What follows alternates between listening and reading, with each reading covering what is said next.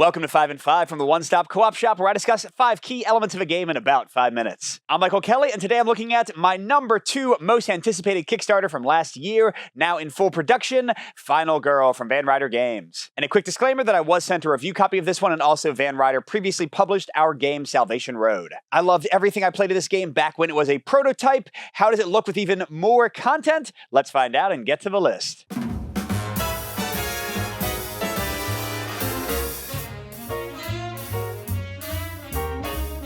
So first at number 5, a big thing I need to call out as a pro is the great emergent narrative of this game. There's a lot of modularity in how you put together final girls and locations and killers, and within that modularity you have a ton of variety in what items you see, which places are hotspots, how you deal with a killer, what they do to you, and putting all of those elements together can create such cool stories. Like in my last play, the killer was stalking towards me, I had almost no life left, but I had 3 arrows in my bow and I shot him 1, 2, 3, barely finish him off. It was so exciting. And those are the kind of amazing experiences that Final Girl can offer. Now, to dig a bit more into specifics, my number 4, also a pro, is focusing on the locations. So this is one of the main modular elements. Each of the boxes you buy will have one iconic horror location, and there's a ton of great content in here. You have different setups to really change the feel of the beginning of the game. You have unique item decks you can dig through to find tools to fight the killer off. Some of them have unique and memorable mechanics, and maybe my favorite thing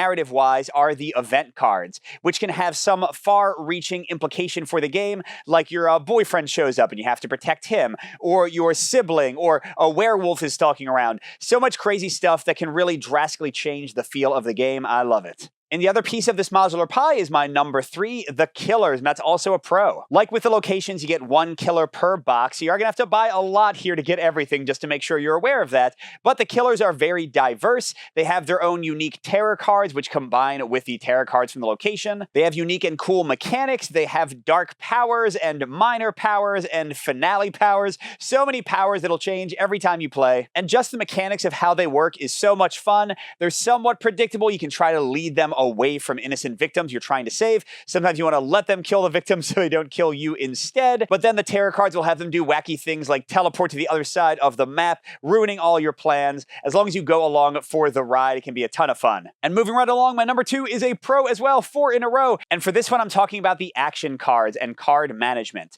Just like in Hostage Negotiator, which inspired this game, you have 6 cards of 0 cost, and then you have other cards you can buy basically after you take your actions for the turn. And that's already a cool decision point, because if you do more stuff on your turn, you'll have less time to plan how you want to deal with the killer, less time to get the best cards to help you out. But then the cards themselves have really great design. This is a fairly random game. We'll talk about that in a second. But one of the best things they do with the cards is that even if you don't succeed, you still tend to be able to get something of what you wanted at a cost. And this is my favorite way to do RPGs and a lot of games, where instead of a failure just being a failure, it becomes a success with a cost, gives you a choice to consider, and these cards tend to do that in a really great way, present tough options for you every turn. The one negative I'll give, though, is that because you have the same cards every time, you'll often see yourself going through kind of the same motions and having a similar arc to the cards you buy, but that's not a big deal. But after all these pros, we finally have a mix at number 1, and it is the core one that's going to determine whether you like this game or not, and that's the randomness, especially the horror rolls, because this is a game with a lot of random elements. And if you can make peace with that, which I have, this mix might be a full-on pro for you, because it does play into that emergent narrative I talked about. But if you want perfect balance and fairness, this game is not going to offer that, because not only do you have these horror rolls where you might roll a ton of successes, or you might roll none at all, although again, there is mitigation, as I mentioned with the cards earlier. But then the terror cards from the killer and the location are sometimes helpful, sometimes terrible. The items you flip up might be amazing, perfect weapons, or might be a totally wasted element for you. Again, all of this can make the game exciting, but it can also mean that sometimes you just win with a cakewalk. Sometimes you have no chance at all.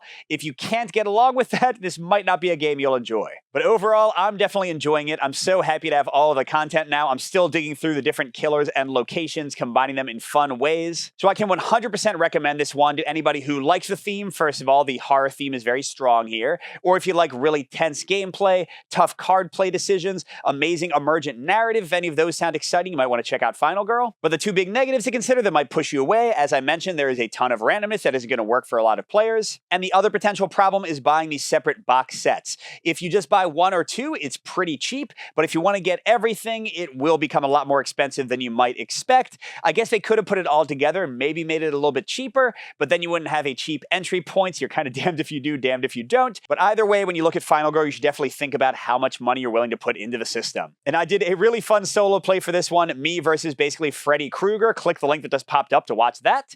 And until next time, I'll see you at the next stop.